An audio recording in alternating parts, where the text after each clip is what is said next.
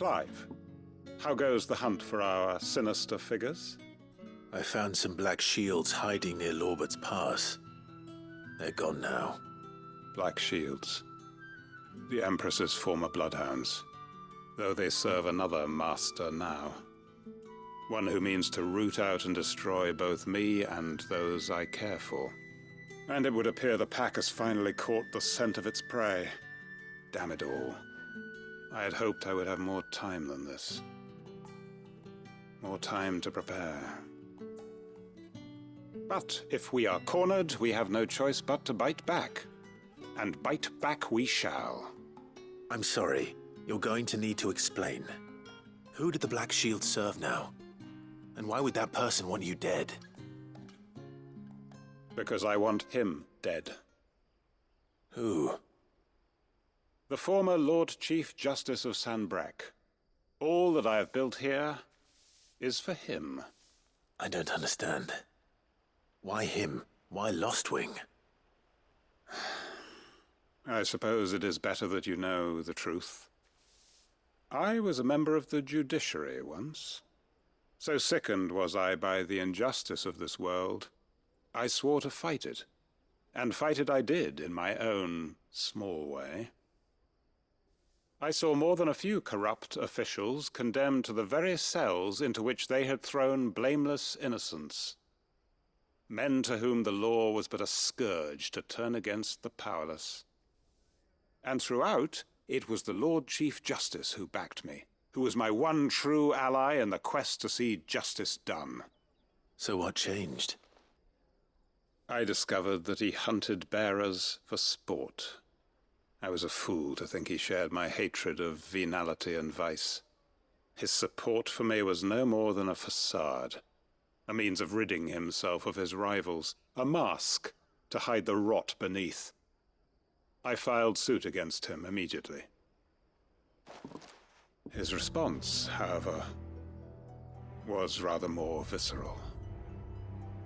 He had my entire family slaughtered, and he faced no punishment whatsoever. I lost everything. My loved ones, my livelihood, my position, the faith I had once held that any modicum of justice might be achieved through the courts. So I set about enacting my own. I tracked down every soul who served him, and slit their throats myself. But the man himself proved an altogether more difficult target. With money and power come protection. And so I saw that I would need an army of my own. I came here to Lostwing and began recruiting like-minded individuals. And everyone here knows this is why you do what you do. Of course. They too have lost loved ones to the bearer hunts. Seen faultless friends sent to the gallows to spare the guilty. All under the watchful eye of the Lord Chief Justice. Our wounds are the same. And our cause is the same. We are comrades. And our revenge is already in motion. We know where he hides, how numerous and well-trained his guard. What we did not know until now, however, was that his plans may already be in motion too. Quentin. Our time is short. He may move against us at any moment, unless we move against him first. My friends and comrades, it begins. Make ready for war.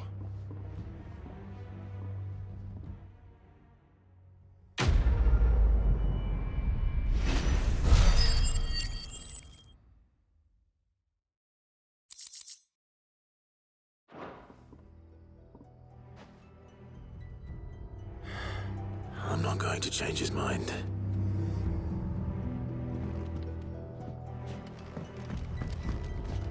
Any friend of the innkeeper is a friend of mine.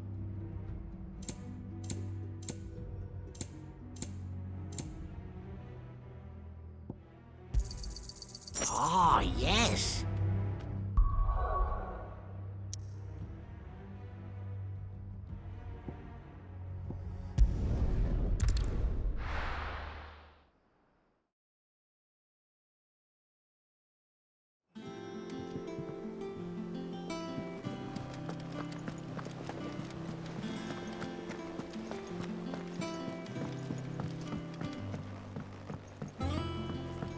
seen troops amassing at every border crossing. Well, no surprises there. How may I help you today, Clive?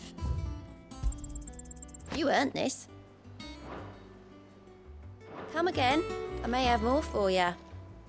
Fancy a look at the list, do you? Anything catch your eye? Think you can help?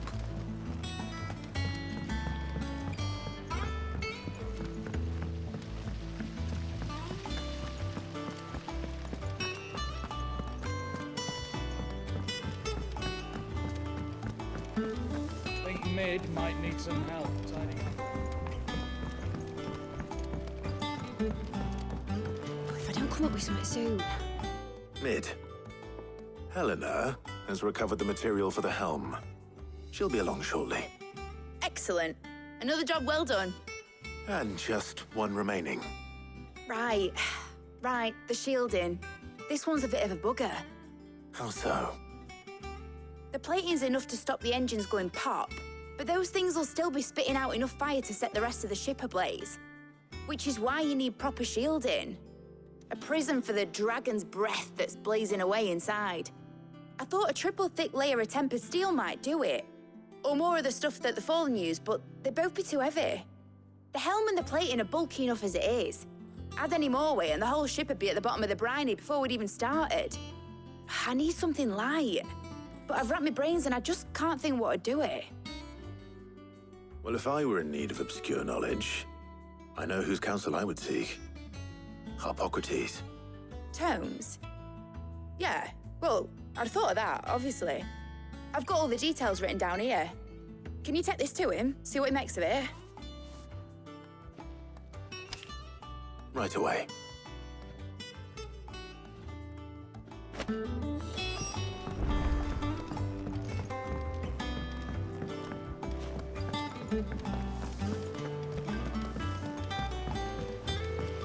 Editors started reading books that don't have any pictures.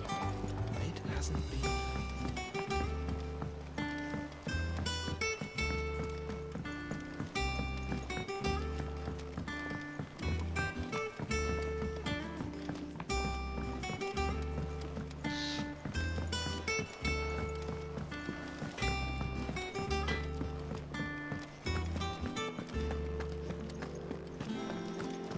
Thanks to Sid.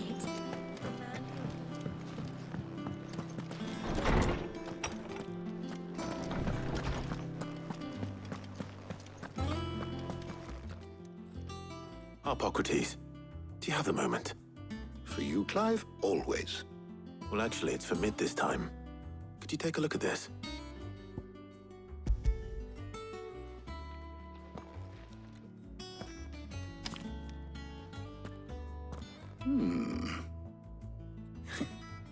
Shielding for a mithril engine. Whatever will that girl think of next? And what are these notes around the edges? She has some specific requirements for the materials. The shielding needs to be able to resist extreme heat on the inside, and yet remain cool enough on the outside not to set the ship alight, while also being light enough not to sink it. As you can imagine, she's struggling to find anything that meets her needs. I see. I wondered if you might know of a solution, or if you might be able to search the records for one. Perhaps it is not a different material she requires, but a different approach. What do you mean? Consider the lake we have made our home. Its blighted waters eat away far more quickly than fresh water or even brine, at timber and steel alike. And yet, we have made a home here from those very materials nonetheless. We have. But Bardolph must varnish every board twice over to keep it from rotting. And Obolus complains that without a constant supply of pitch. I see. Early Gregorian histories speak of a preparation known as moon dew. It is said to be able to resist even the most ferocious flames. Before the dragoons tamed the worms and wyverns of the realm, nobles would daub their castle walls with it in order to guard against dragonfire. So if we could recreate it... It might be applied to some material or other in order to provide the protection Mid requires. As to how best to apply it and to what material, perhaps Bardolph and Obolus might be of assistance. I shall speak to them and see what wisdom they might have to offer. If you would be so kind as to procure the necessary ingredients, I shall discuss the specifics of how it might be most effectively put to use with our two friends. The knowledge of the past may yet prove useful to we of the modern era. Thank you, Harpocrates. And since you're asking others to help you, perhaps I should too.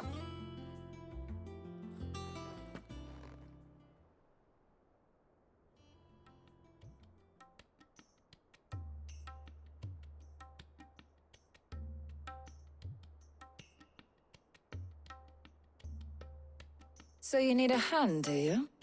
We do. I'll be heading to market for the ingredients we need. I could do with some help. And some company, too. The other can assist me in researching how best to prepare the shielding itself. Can we count on your aid? Always. Well, if Jill's game. Thank you. I am sure either of these fine young minds would prove indispensable in my research. I leave the decision as to who will go with whom in your capable hands, Clive.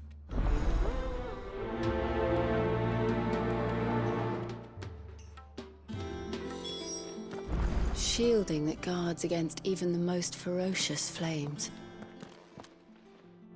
So, Clive, who will accompany? Very well. So then, what do we need to find? I have taken the liberty of preparing a list. Here. White chocobo eggs. Pepio nuts. Are you sure this list is right? Everything on here seems very edible. I would have thought the ingredients would be a little more exotic.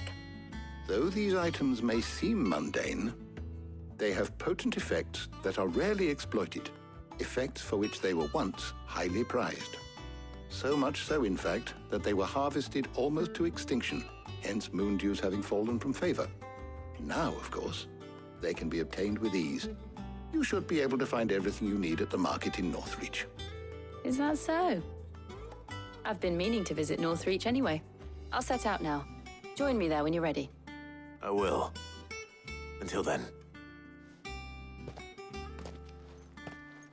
You two enjoy yourselves. You too, Talia.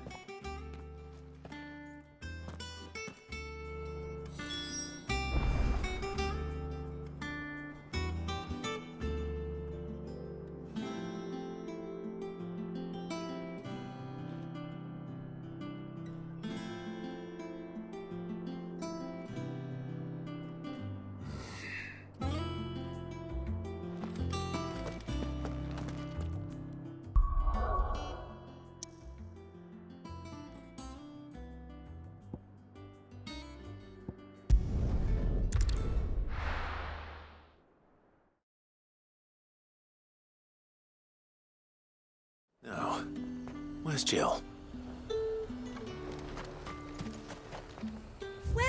Welcome.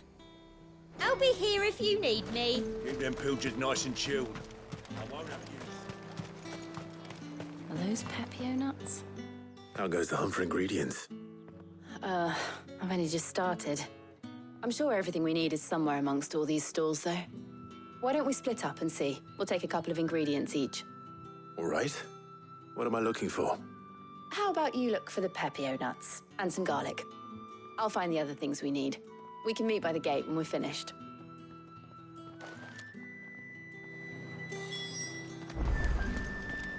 Up! You'll not find a bruised pippin. Fresh cuts. Come and get them before. Any friend of the innkeeper is a friend of mine. Ah, yes.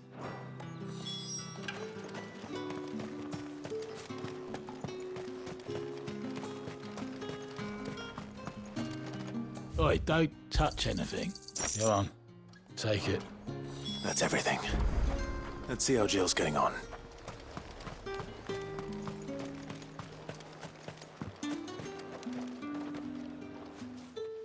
Did you find everything? I did. Here.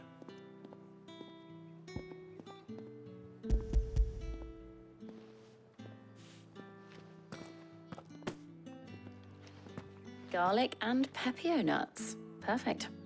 Now all that remains is for Harpocrates to somehow turn all this into what Mid needs to keep her engine cool.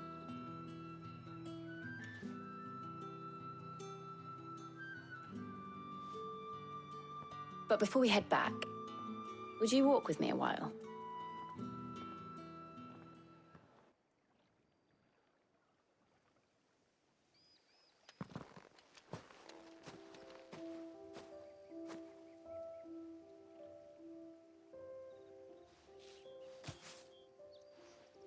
Thank you for asking me to help you today.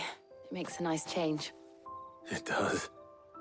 It's good to get away from all the battle and bloodshed for once. Just being here reminds me of when we were children. Do you remember? Walking down Market Street in Rosalith, taking in the sights and smells.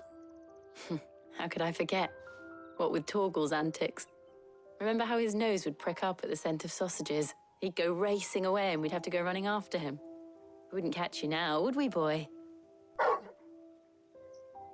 Was there anything you wanted to buy for yourself while we're here? There was, yes. Well, sort of.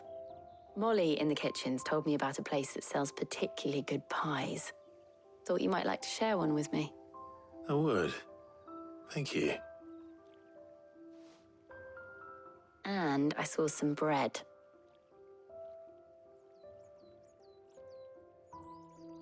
Big white cobs like the baker back in Rosalith used to make. What do you think? I thought we might get some soup to dip it in. But then I tried a slice of the butcher's dry-cured ham and it was just... oh. You all right? Sorry. It's just... you're right. I really do feel like a child again being here with you.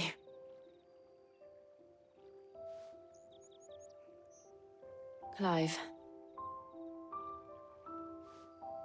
Is it wrong of me to enjoy this? No, Jill. This is how life should be. And it's how our lives will be when our work is finally done. When we can live on our own terms. I hope so. Thank you, Clive.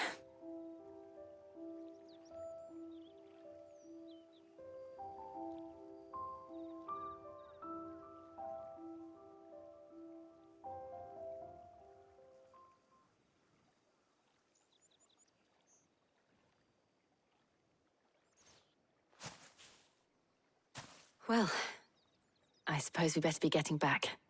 I need to give these ingredients to Harpocrates and Talia. I'll see you at the hideaway. Take care. I will. You too.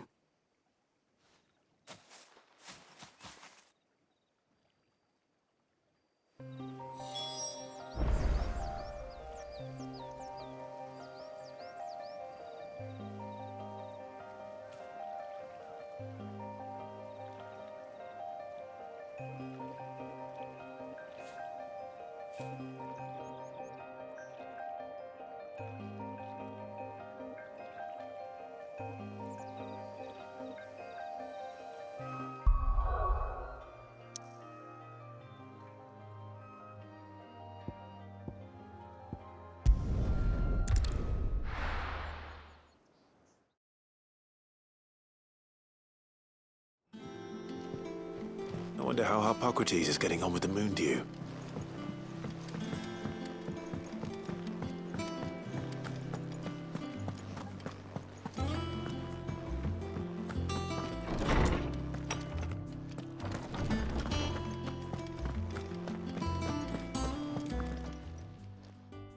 How's work on the shielding progressing, Harpocrates?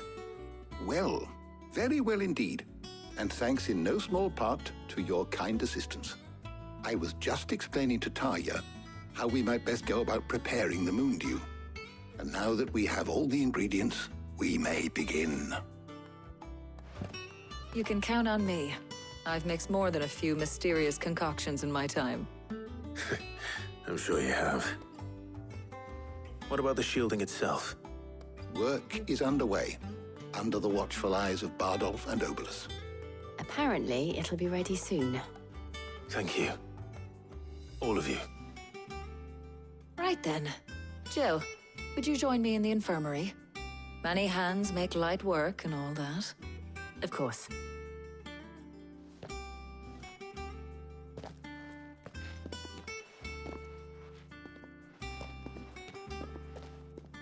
Oh, and Clive, thank you. It was nice just being with you.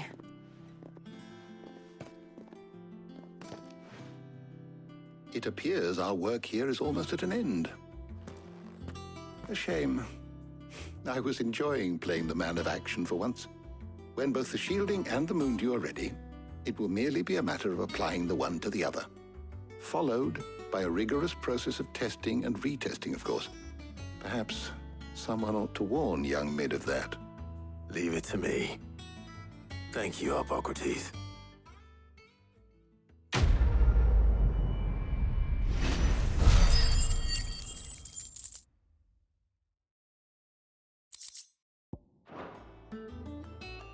Well, I'd better go and give Mid the good news then.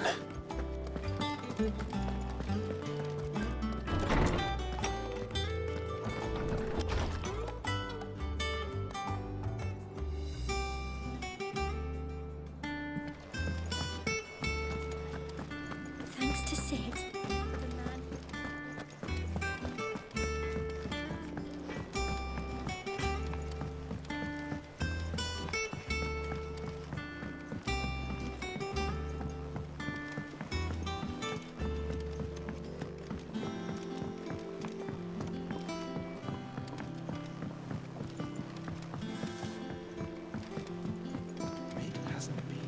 Editors started reading books that don't have any pictures in.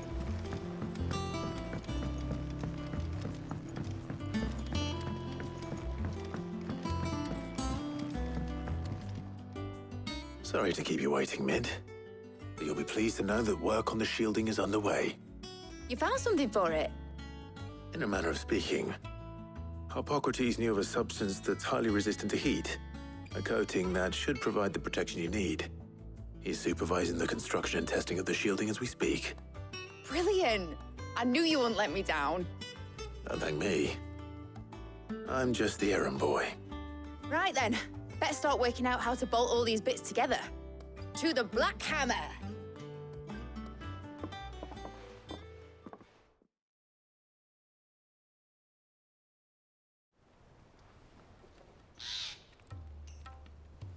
You know, when I got into the smithing game, I thought I'd be making swords and shields, not thermal bleeding didgeridoo-dahs.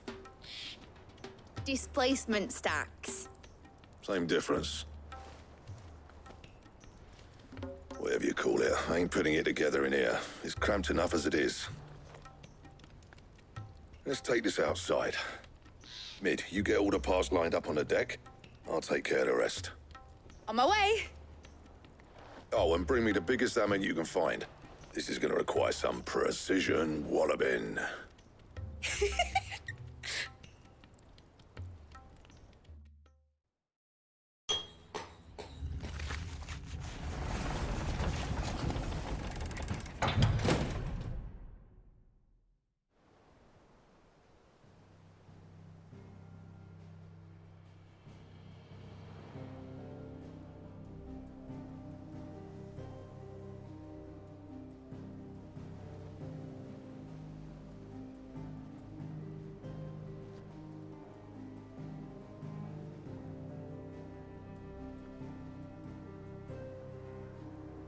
It's finished! It's finally finished!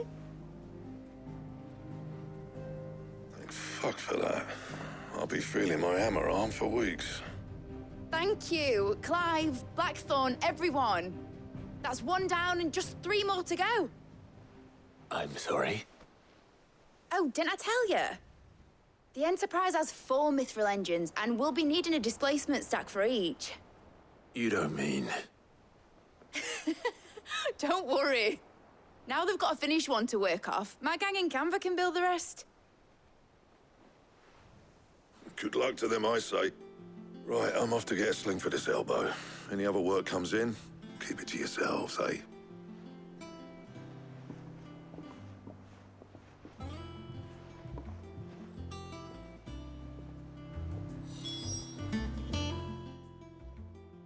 What's the matter?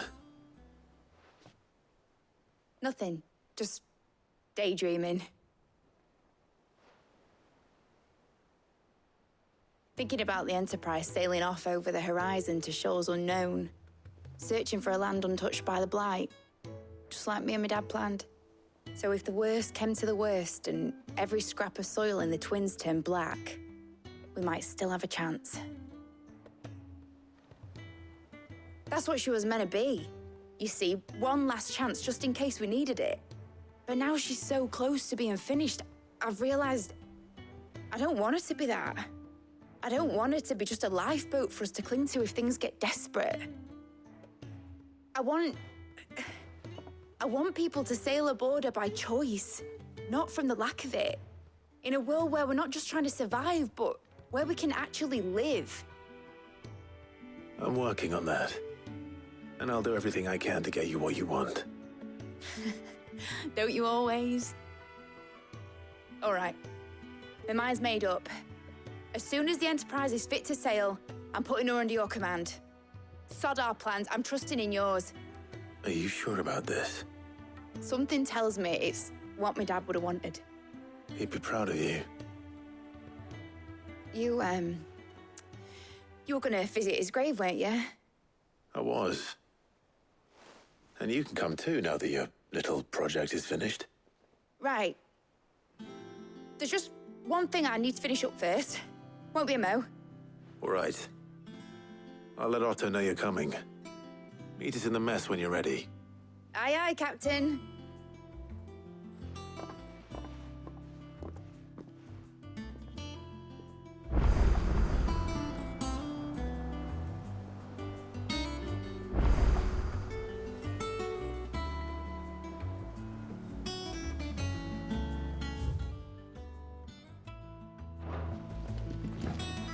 Is that the thing Toes helped to build?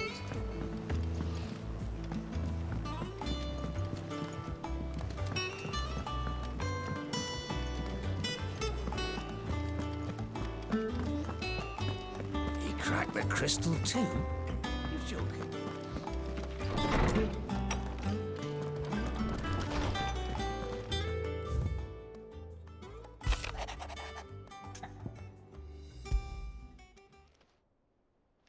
Hopefully it's nothing. But I should speak to Blackthorn just in case.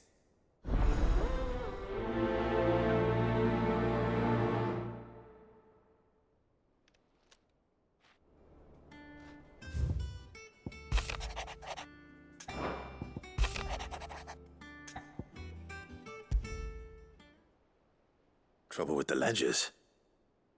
Shouldn't he be asking Otto for help?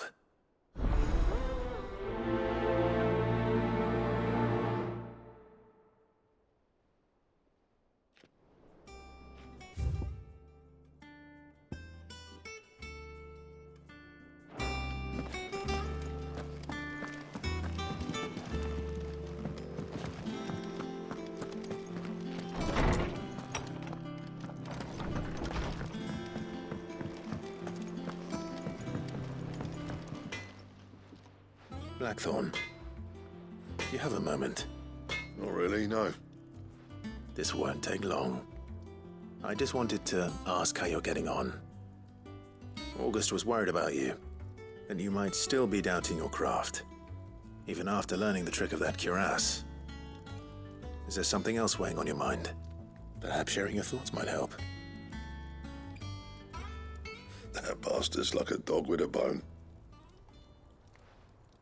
Still, he's got a keen eye, I'll give him that. He's just, well, Karen showed me something. Something I've never seen before. And that was? A sword. An odd-looking thing with a single-edged blade. The metal itself wasn't anything to write home about, but fuck me. The edge on it. You could slice a man clean in two with a weapon like that, and he'd be halfway home before he even realised he'd been cut. So that's what's troubling you? No. Not troubling me exactly. More distracting. Can't stop thinking, how do you get an edge that sharp? It's driving me mad. And if you knew how to do it, we could arm the curse breakers with even better blades. That's about the size of it, yeah. I'll see what I can find out. Sharper swords are always welcome. And we can't have our master blacksmith being distracted. You're a soft touch, you know that.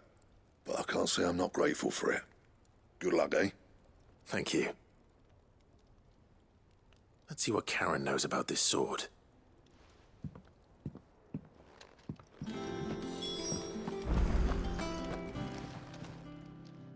You're looking well, Karen. What do you want? Out with it. I want to know about the sword you showed Blackthorn. Single-edged and extremely sharp. Running around after him again, are you? I suppose I am, yes. But I need to help him find out how to work an edge like that. It's driving him to distraction. Little wonder, I suppose. There's not many like that make it as far as the twins, and those that do go straight into private collections. Which made it nice and easy finding a buyer. Can you tell me who bought it? Where is it now?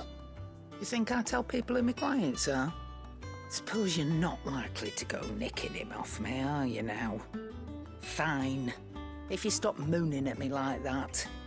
Lord Ignac's the man you want. Dalmekian bloke. Collects weapons and the like. And he's got more money than sense, which is why he's one of my favourite clients. Reckon he'll still be at the inn in Dalamil, where I left him. Thank you, Karen. Oh, and he's a touch eccentric, if you take my meaning. I appreciate the warning.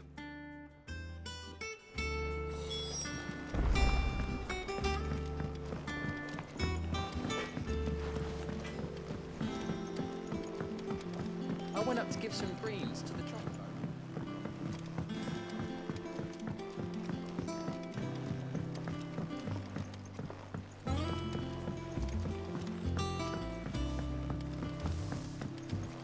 Wish I could take one.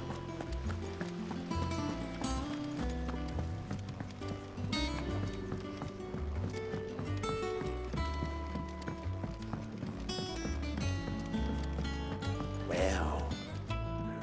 Here, Sid. Reckon you might be just the man to help me out of a bit of bother, if you've a mind to. Let's hear it. Well, it's about this alembic the chief's got me making. Lovely bit of kit it is. Bung in a solution you want splitting, and it will separate it out, just like that. Problem is, it won't always get rid of all the impurities. And with some of the stuff we need it for, that ain't good enough. Which is why I've been looking for something to filter the liquid we'll be cooking off. And that's where I was hoping you could help me out. I imagine Ty could get some use out of this alembic too. Distilling medicines and the like. All right. Why not? Proper job! So what exactly do you need for this filter? Nothing but bomb ash'll do, says the chief. Gave me a sample she'd obtained from the university stores. Couldn't believe my eyes. You pour the blackest blight water through it, and it comes out clear as a mountain stream. So, I did a bit of reading about where I might be able to get hold of some. And do you know what I found out? It's only the blimmin' bones of a bomb king. They leave them behind when they die, see? I take it that's where I come in. If you wouldn't mind. I saw a billet on the hunt board for one just the other day. Would have gone myself, but, well, fighting dirty great balls of flame isn't exactly my forte. You, on the other hand... All right. I'll see what I can do. Thank you kindly. And a good hunting, eh?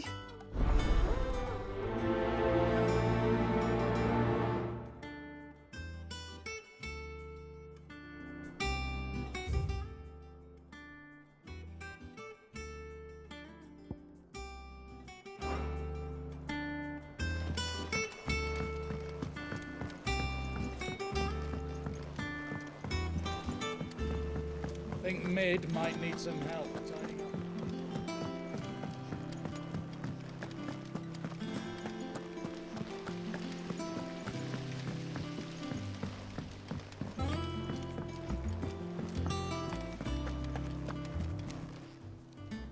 Welcome to the Patron's Whisper. Is everything we've received and everything promised? Come again. I may have more for you. Clive, did you get my letter? That's why I'm here. Shh. Otto might be listening. Is this better? A little. Listen, I've some bad news. It turns out the Hideaway may be slightly behind in its payment to certain lenders, and it may be my fault. But I swear to the goddess, I thought I had the numbers square. Sadly, that square turned out to be more of a circle. 0, you might say. I can straighten it out, I swear, but it's going to take some time, and I'm going to need help keeping it from Otto. Bit late for that, I'd say. There you are! What a surprise! So let me get this straight. You forget to pay our lenders what they're due, and instead of coming straight to me, you get Clive to come to you. And I hope he'll dig you out of the hole you've dug for yourself. Clive, the man in charge of the place you've been cheerfully trying to bankrupt. And you thought this was a cunning plan. Why? Well, who needs paying? Oh, just Martha. And the dame. And, well, Lady Karen. But only 500 talents. We owe 3 of our most trusted friends 5 million gil. Each. 5 million each. They lent us the bulk of the money we used to rebuild the Hideaway, you see, and, well, I must have made some sort of oversight. Those ledgers were my responsibility, and it was my decision to entrust them to you. This is my fault. Do we have that much to hand? I can always ask my uncle. No, we don't. And no, you won't. We've lightened Lord Rosfield's purse enough. After the king's ransom we had off him, he deserves better than to see our begging bowl. Besides, we'll need to learn to stand on our own if we're gonna make this work.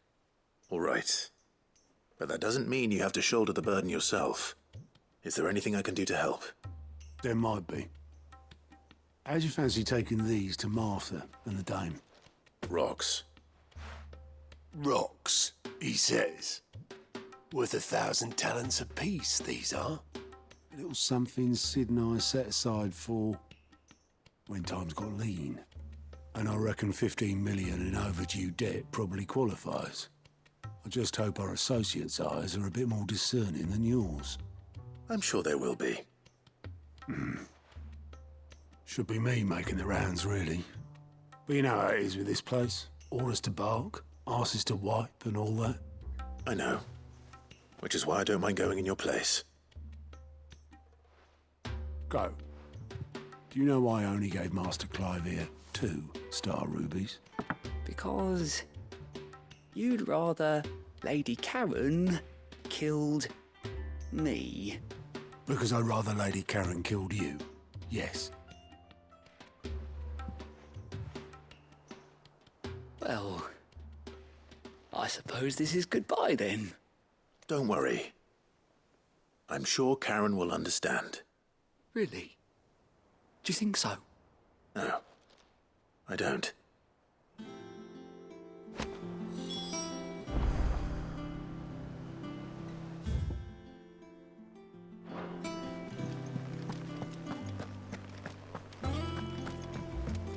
Mick told me she was building a ship.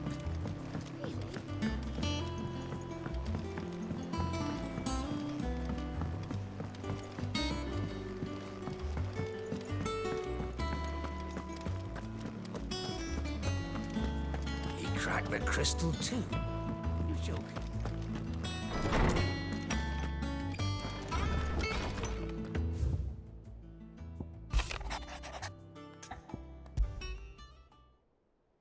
What could be wrong with Torgor? He seemed well enough when I last saw him.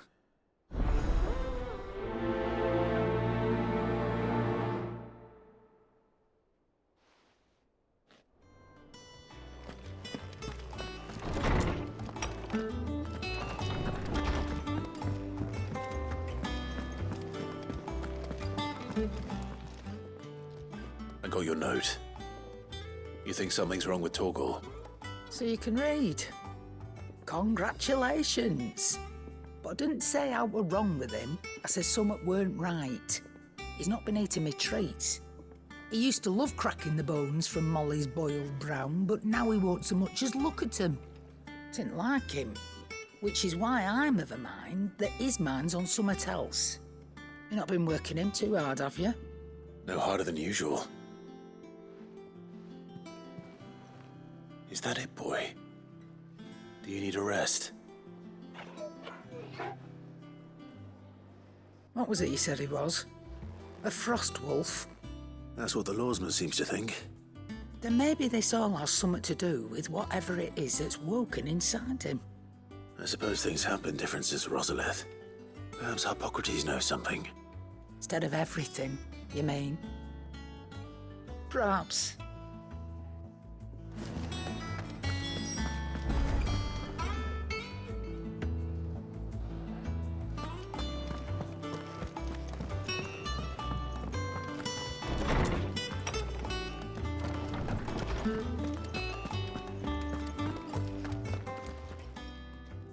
Lawsman, I need to ask you about Torgal.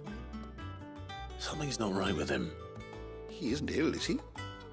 I don't think so. But according to Lady Karen, he seems to have lost his appetite, which is certainly a new development. She says he's hardly been touching his bones of late, and she believes it may have something to do with what happened at Rosalith Castle. I rather think she might be right, though not about his appetite. All canids are instinctively inclined to crack open bones for the rich marrow that resides within, and I see no reason why a frost wolf should be any different. Accordingly, I suspect it is not a lack of appetite that afflicts Torgal, but a surfeit of it. If we assume that his newfound magics require additional nourishment to sustain, it may well be that the bones Lady Karen is accustomed to providing are no longer sufficient. Frost wolves, after all, habitually prey upon far larger animals, whose bones may yield altogether different nutrients.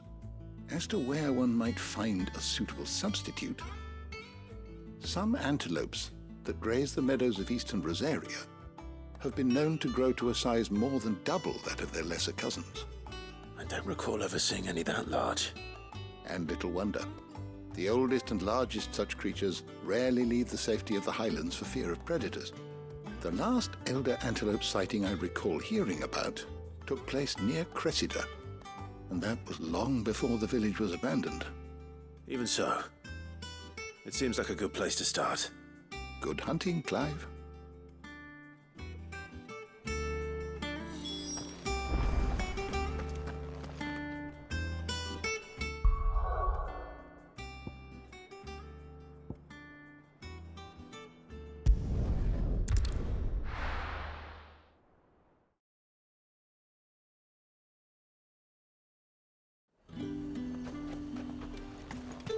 There's talk.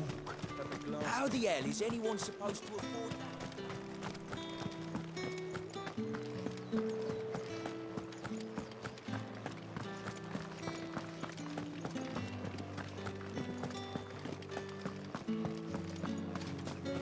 I sent to the capital for a new bearer weeks ago.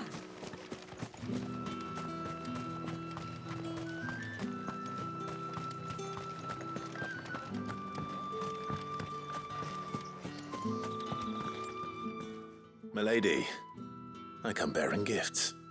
Gifts? Whatever is the occasion.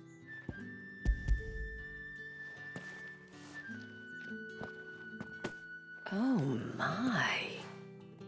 Clive, you really have outdone yourself. Otto asked me to give it to you, to settle the Hideaway's debt with the Veil, and to compensate you for the time it took us to do so. You disappoint me, Clive. I thought you might finally be warming to me. Tell Otto he can keep his baubles.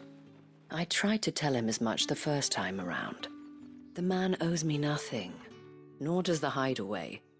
My contribution to the restoration effort was made freely and willingly. It was the least I could do. You once told me Cid did you a kindness. I'd like to do the same. Please, accept it. For my sake. And for Otto's. For all of us. For all you've done. It is rather fetching, isn't it? Very well. Otto is lucky to have you, Clive. I doubt anything could ever replace his son. But you and the others at the Hideaway are the closest thing he has to family. Otto had a son. Long ago, yes. Cid told me Otto lost him when he was just a boy, and blamed himself for not being able to stop it. I don't know how it happened, whether there was anything he could have done, but it was clear that it weighed heavily on him. I didn't know. How could you have? I doubt anyone did. Besides Cid, I've never met a man more keen to bear his sorrows in stoic silence. An ill habit, given that both have always been surrounded by friends desperate to help them. I'm beginning to see that.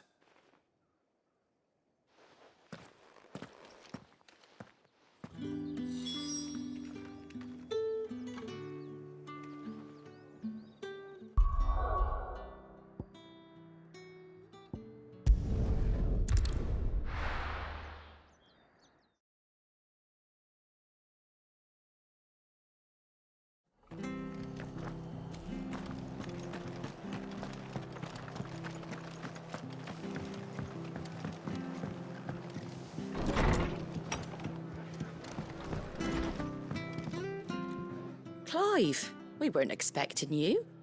I wasn't expecting to be here, but it seems we still owe you a considerable amount of coin for your help with our rebuilding efforts. And though I doubt it's what you were expecting, we were hoping you'd take this as payment.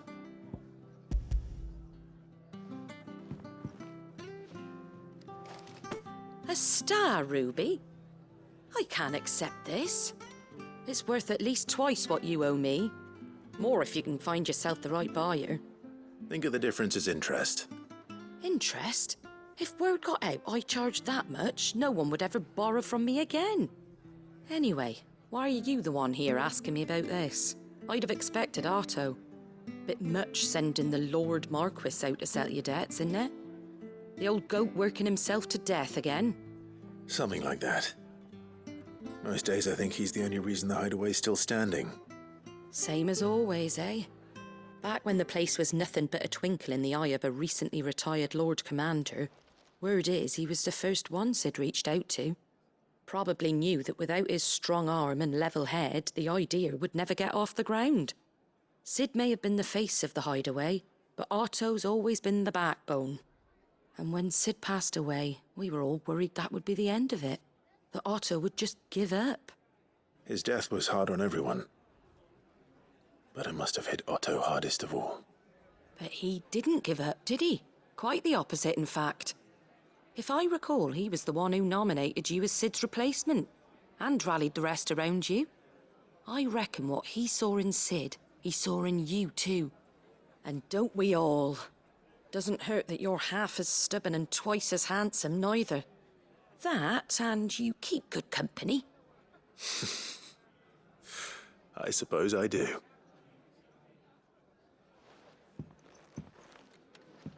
Gob will want to know the stones were delivered, if he's still with us.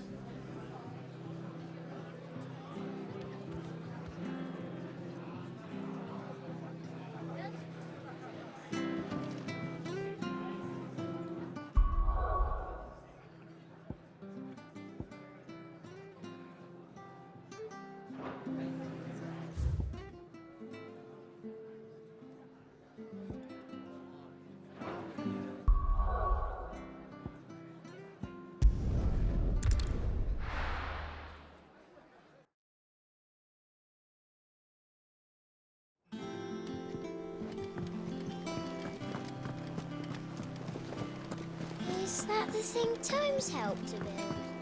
Mid told me she was building a ship. Really? That's a ship.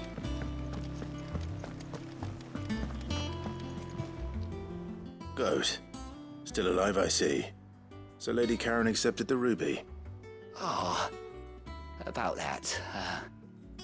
I tried my best, but she was just too stubborn to take it. She threw it right back in my face, in fact, and told me I could stick my stupid stone where the sun don't shine. Karen refused payment. I hope it wasn't something I said.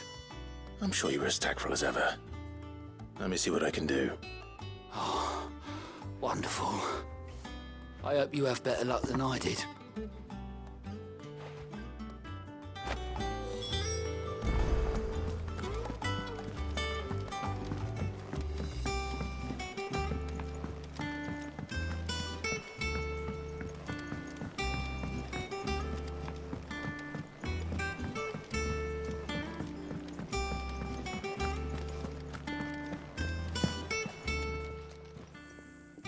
Lady Karen, Goad tells me you weren't happy with our offer.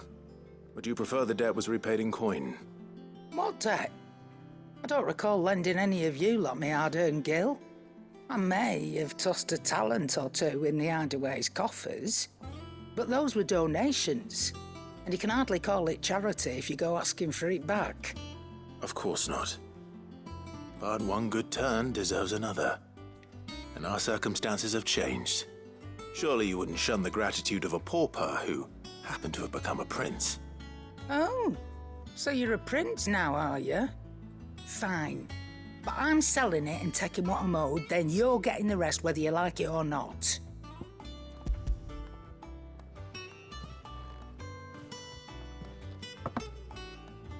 Where'd you even get this?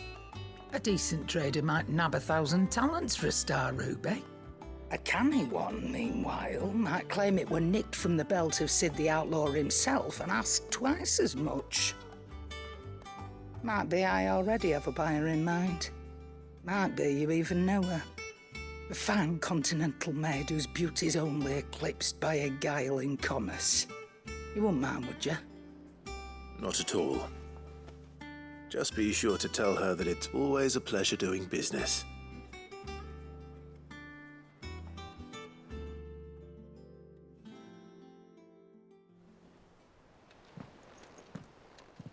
I hear you ended up delivering all 3 stones.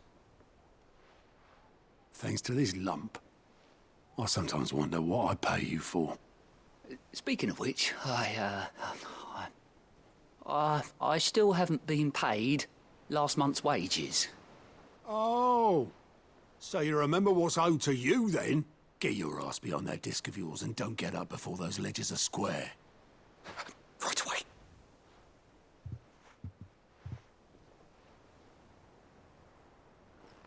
I've seen that before. You have, yeah. Plenty of times. It was the only goblet Sid ever used. Either out of habit, or because the filthy sod couldn't be bothered to find a clean one. I knew so little about him. Like most people. Martha and the Dame both seem to have fond memories of him. I bet they do. How long did you know Sid before he... Before he died. 20 summers, give or take. Back in the day, I was a purser on a trade ship, which is where I met him. He bought passage to... I forget where. And having nothing better to do on the long nights, we set up drinking island rum till the morning bell dragged me back to my duties. Quit my post not long after that. On account of making a fine maiden's belly fat. But me and Sid stayed close, promising we'd one day sail the seas again. That was before fate stepped in and said she was having none of it. The magic woke inside my son soon after his first name day, and there was no hiding his knack. Couldn't you and your family have... My family were the ones who summoned the constable, wanted the monster taken away. I couldn't turn my back on him. forget what I felt, and I couldn't for the life of me understand how they could. Luckily, Sid was of the same mind as me. It was him who stood beside me when all I wanted was to tear the whole world down. Him who cried for me when I had no tears left of my own. Him who swore he'd do everything he could to stop it from happening again. And he was true to his word, too. Left the Royal Army once and for all. His ranks, his ribbons, gone. Just like that. Threw away everything he had. All to right a wrong that no one else had the courage to face. I knew then I'd follow that man to the ends of the earth.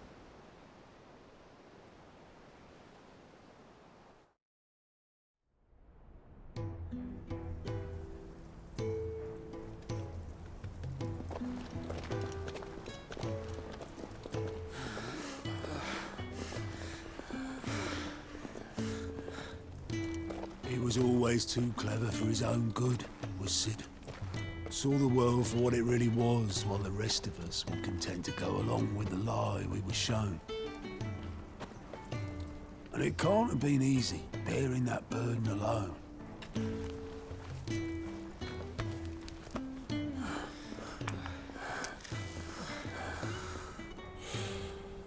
But he didn't let it stop him.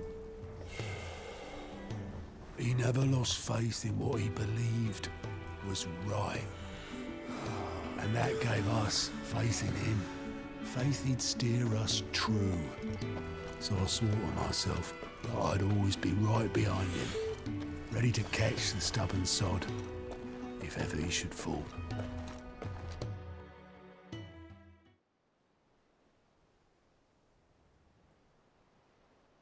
But I couldn't even do that.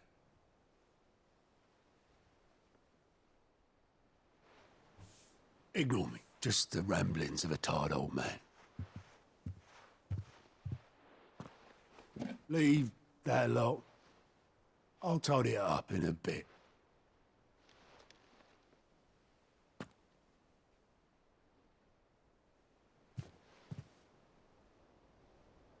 This is Sid's handwriting.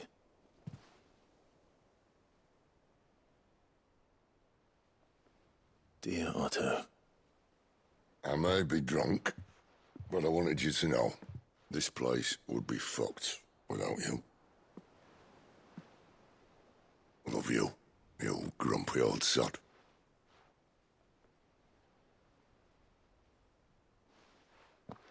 This note. What about it? Sid was right. Without you, we'd all be lost.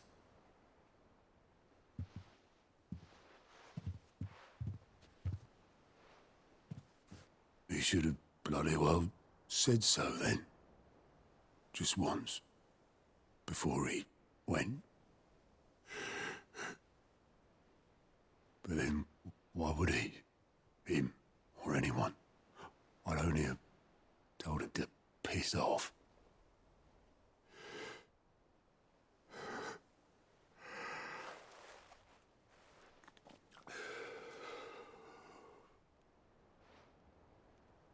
You're wrong, though. Both of you. It was never just me keeping the hideaway afloat. It was all of us. I just shoved people in the right direction, and I barely seem to be able to do that anymore.